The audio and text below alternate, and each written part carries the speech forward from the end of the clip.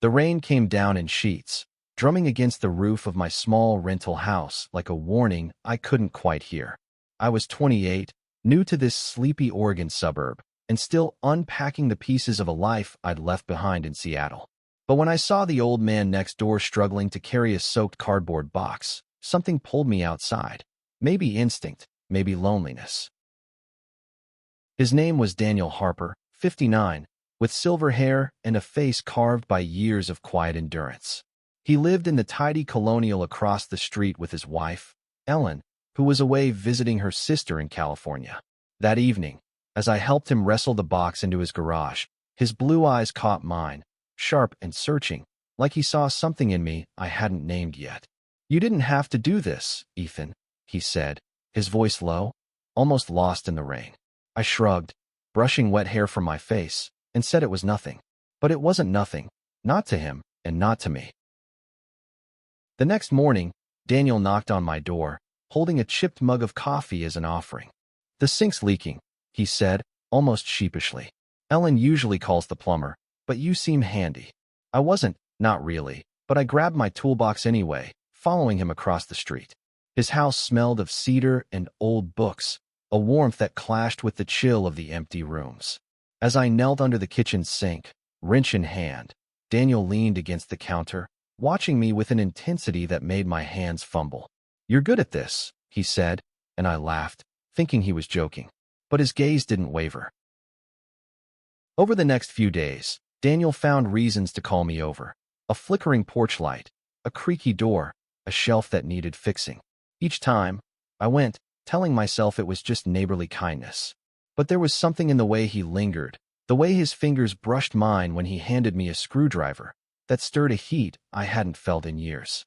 I'd been out since college, but after a bad breakup, I'd sworn off relationships, burying myself in work and solitude.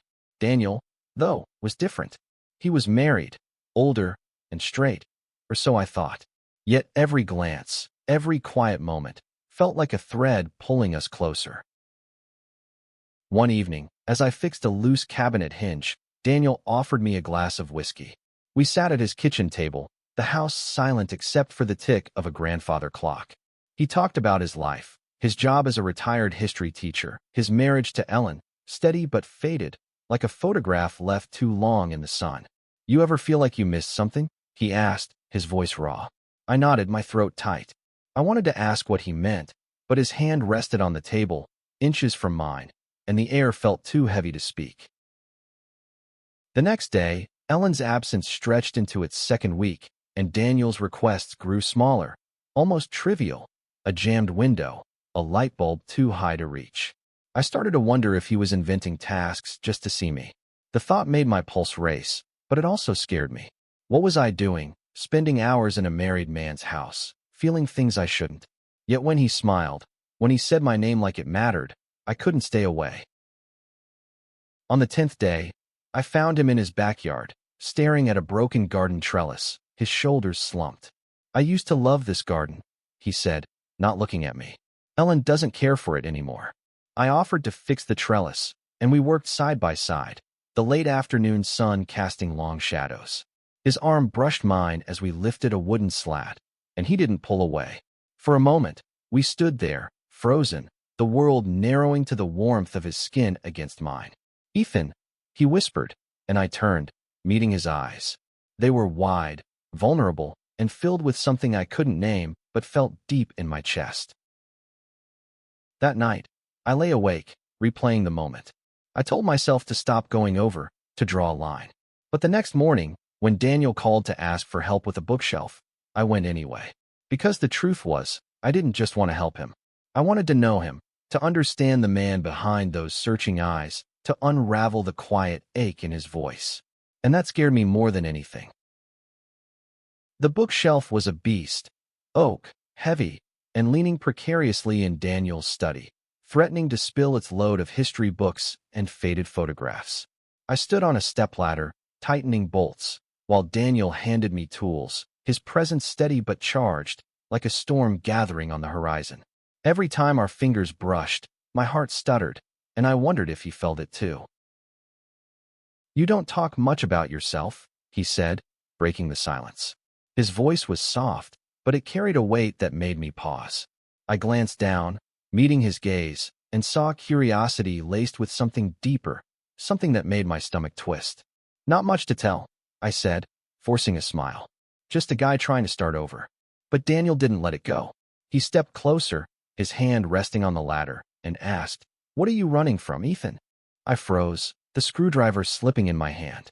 No one had asked me that, not since I left Seattle, leaving behind a relationship that had burned me out. I mumbled something about a fresh start, but Daniel's eyes held mine, unrelenting. "You don't have to tell me," he said, softer now. "But I see you. You're carrying something heavy." His words hit like a punch, and for a moment, I couldn't breathe. I wanted to tell him everything.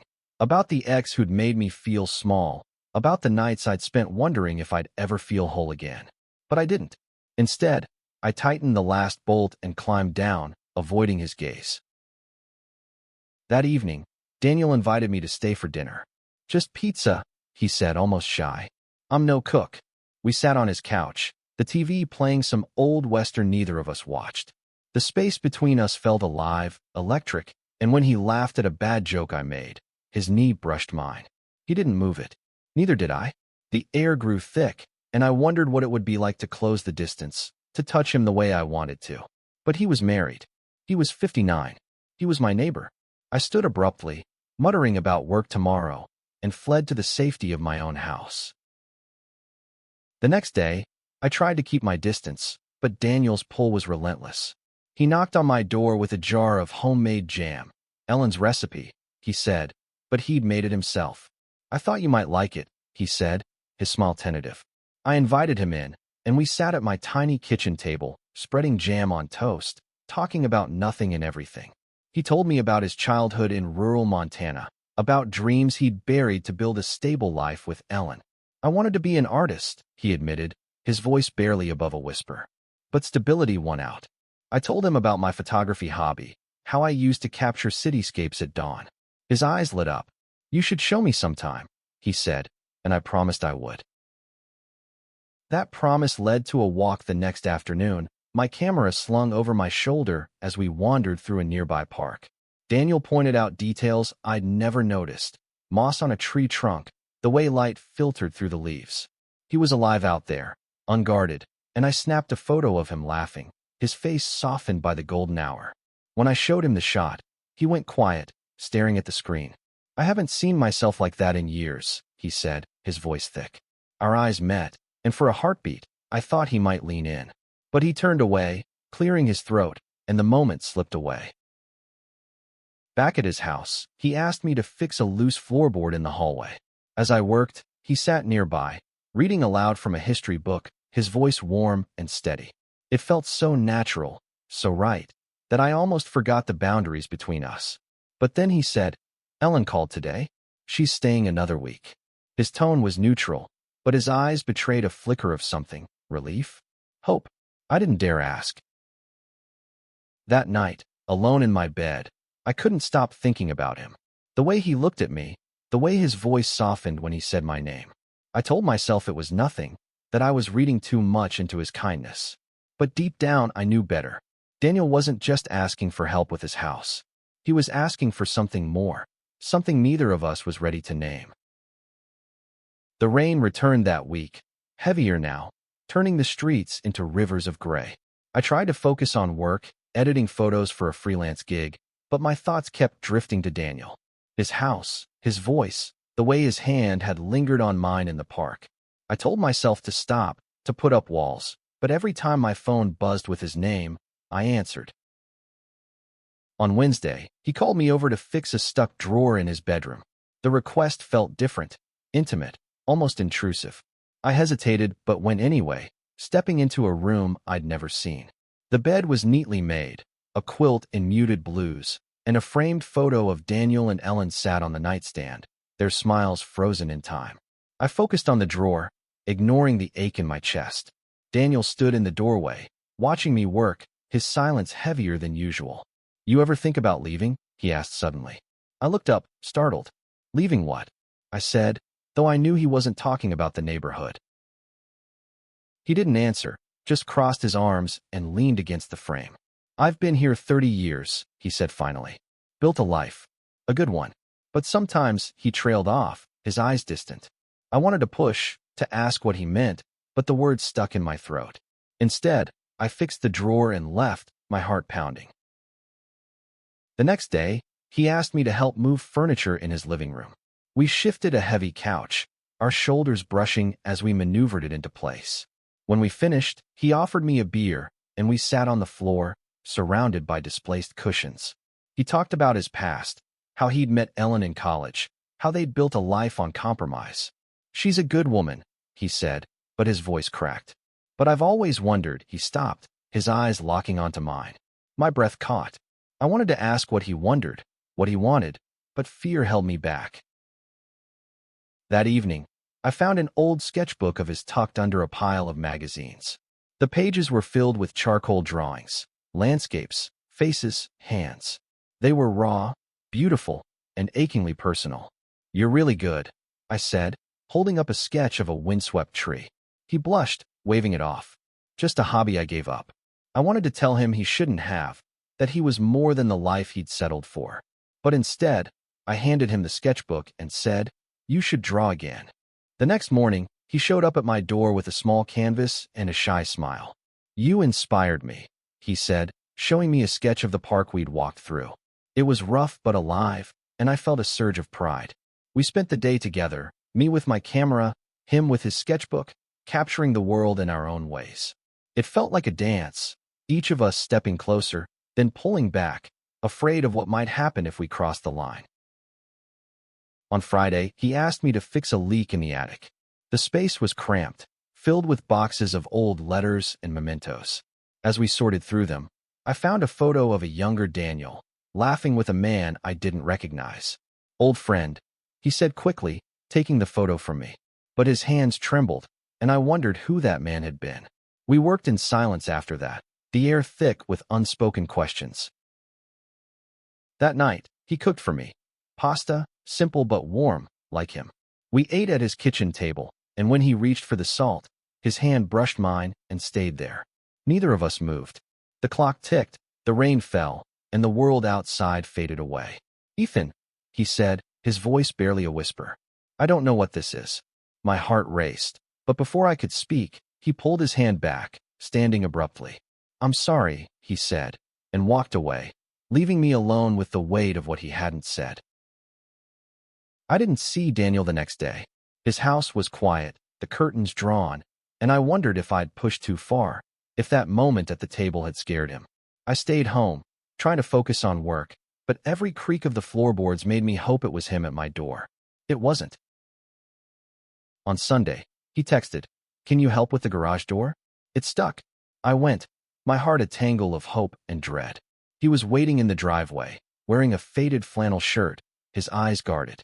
We worked in silence, the only sound the clank of tools and the hum of the rain. When we finished, he didn't invite me in. "Thanks, Ethan," he said, his voice flat. I nodded and left, feeling the distance between us like a physical ache. Monday brought a new request, a broken fence post in his backyard.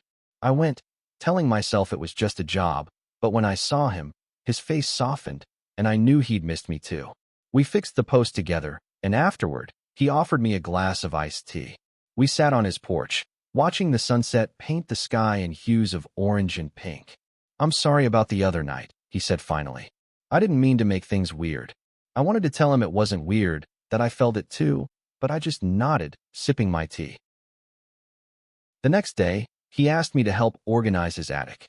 We sifted through boxes, unearthing pieces of his past, a high school yearbook, a letter from his mother, a dog-eared copy of Walt Whitman's poetry. "I used to read this," he said, holding up the book. "Made me feel free." I asked him to read a poem, and he did, his voice low and steady, the words wrapping around us like a spell. When he finished, our eyes met, and I saw it again, that longing, that question. I reached out, touching his arm, and he didn't pull away. That night, he invited me to watch a movie. We sat on his couch, a bowl of popcorn between us, but neither of us paid attention to the screen. His leg pressed against mine, and when the credits rolled, he turned to me, his face inches away.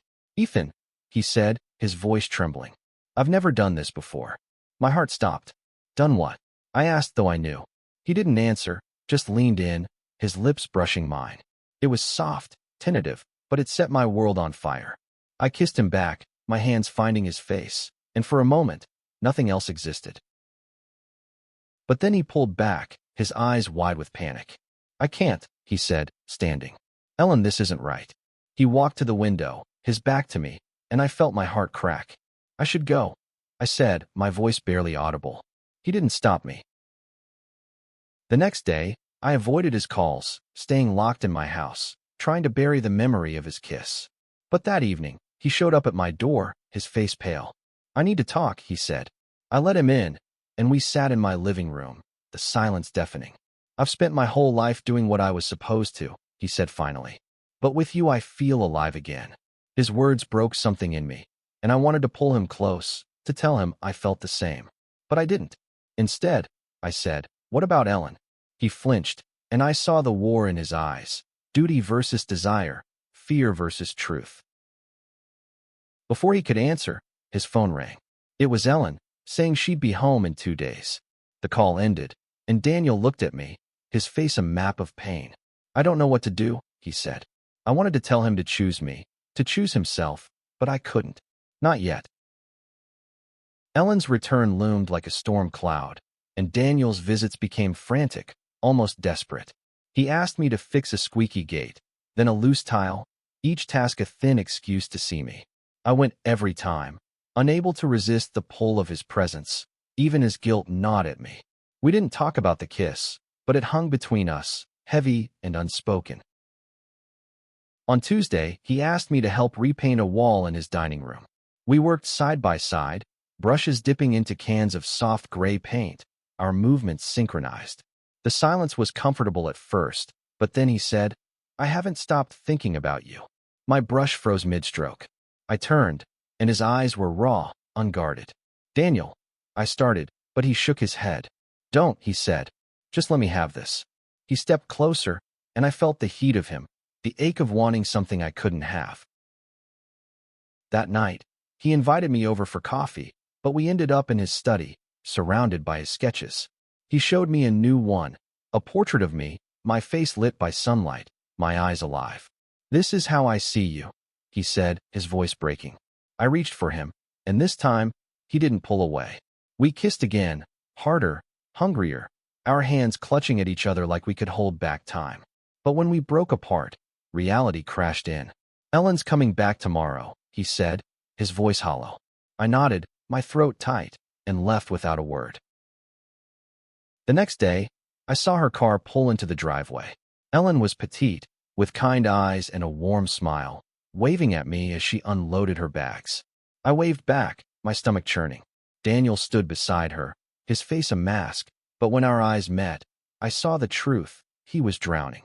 That evening, he texted me, can we talk? I didn't reply. I couldn't.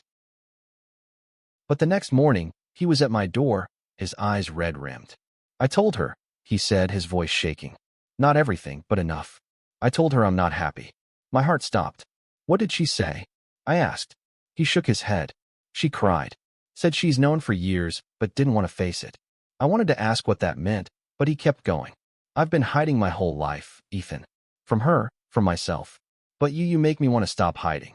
I pulled him inside, and we sat on my couch, his hands trembling in mine.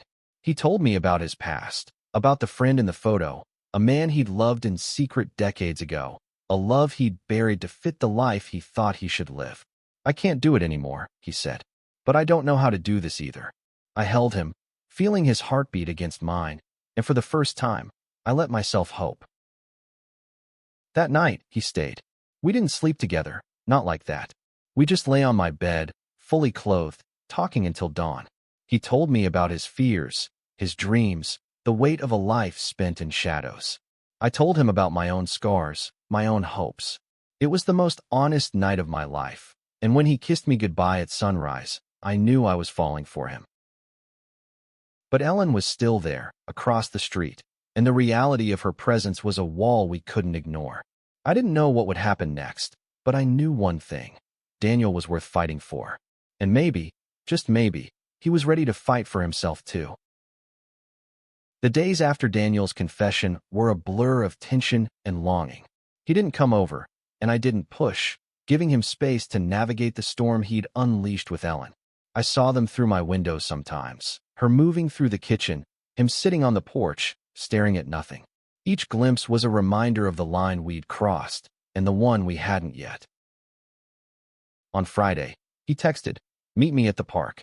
I found him on a bench by the lake, his sketchbook open, a pencil idle in his hand. He looked older, worn, but when he saw me, his face lit up. "I'm leaving her," he said, before I could speak. "Not for you, not just for you. For me." My heart leapt, but I saw the pain in his eyes. "She deserves better," he added. "Someone who can love her the way she needs." I nodded, unsure what to say. He reached for my hand, and we sat there, the world quiet except for the ripple of the lake. That night, he came to my house, his suitcase in hand. "She asked me to go," he said, his voice steady but raw. "Said she needs time." I let him in, and we cooked dinner together, moving around my tiny kitchen like we'd done it 100 times. After, we sat on my couch, and he showed me a new sketch, a bridge over a river, half finished. "That's me," he said, "halfway across, not sure where I'm going." I took his hand. "You'll figure it out," I said. "We both will." The next day, he moved into a small apartment downtown, a temporary place while he sorted out his life. I helped him unpack, and we spent the day arranging furniture, laughing over his terrible taste in lamps. It felt normal, almost too normal, like we were playing house in a world that wasn't ready for us. But when he kissed me in the empty living room, his hands steady on my waist, I didn't care about the world outside. Ellen called him that evening, and I watched his face tighten as he listened. When he hung up, he said, "She wants to talk tomorrow. In person." My stomach twisted, but I nodded. "Do what you need to," I said. He looked at me, his eyes fierce. "I'm not going back, Ethan. Not to that life." I believed him, but fear lingered, a fear that he'd change his mind, that the weight of his past would pull him away. The next morning, he went to see her. I stayed home, pacing, my mind racing with what-ifs. When he returned, his face was unreadable. "She's filing for divorce," he said. "She's angry, but she understands. Said she's known I was gay since before we married, but we both pretended." I stared, stunned. "She knew?" He nodded. "She thought she could fix me. I thought I could be what she needed." He laughed, a bitter sound. "We were both wrong." That night, we lay in my bed again, his head on my chest. He talked about the future, about painting again, about traveling, about living without shame. I listened, my heart swelling, but a part of me wondered if he was ready for this, if I was. We were so different. Him, a man who'd spent decades in hiding. Me, still healing from my own wounds. But when he kissed me, slow and sure, I knew I wanted to try. The weeks that followed were a delicate dance. Daniel's divorce papers were drawn up, and he threw himself into his new life, sketching every day, his apartment filling with canvases. I spent most evenings with him, our conversations stretching late into the night. We were cautious, feeling our way through something neither of us had expected. But every touch, every shared laugh, felt like a promise. One evening, he invited me to an art gallery downtown, a small exhibit of local artists. He'd submitted one of his sketches, a portrait of me, the one from the park. Seeing it on the wall, framed under soft lights, made my chest ache. "You make me brave," he said, squeezing my hand. I kissed him there, in front of strangers, and for the first time, he didn't look away. But the world wasn't always kind. Neighbors whispered, and Ellen's friends shot me cold looks when I passed. Daniel faced his own battles, calls from his grown daughter, torn between loyalty to her mother and love for her father. "She'll come around," he said, but I saw the doubt in his eyes. I held him through those moments, reminding him he wasn't alone. One night, he cooked for me in his apartment, a simple meal of roasted vegetables and wine. We sat on his tiny balcony, the city lights sparkling below. "I'm 59, he said, his voice quiet. "I've wasted so much time. But with you I feel like I'm starting over." I took his hand, my throat tight. "You're not starting over," I said. "You're just starting." He smiled, tears in his eyes, and kissed me, the city fading away. Months later, we took a trip to the coast, just the two of us. We walked along the beach, the wind sharp and salty, and he sketched the waves while I photographed him. It was there, under a gray sky, that he said it. "I love you, Ethan." The words hit me like a wave, and I pulled him close, whispering, "I love you too." It wasn't perfect. His divorce was still pending, and my heart still carried scars, but it was real. Back home, Daniel's daughter called. She wanted to meet me. We went to a cafe, nervous, and she was kind but guarded, asking questions about my life, my intentions. "He's happy with you," she said finally. I haven't seen him like that in years. It wasn't full acceptance, but it was a start, and Daniel's hand in mine felt like enough. The neighborhood changed too. Some turned away, but others, new friends, artists, neighbors, embraced us. We built a life, piece by piece, in a world that wasn't always ready for us. Daniel painted, I photographed, and together, we found a rhythm. His house, once a symbol of a life he'd outgrown, was sold, and we talked about moving in together, about building something new. Looking back, it started with a leaky sink, a small act of kindness that unraveled two lives and wove them together. Daniel taught me that it's never too late to choose yourself, to love without fear. And I taught him that home isn't a place.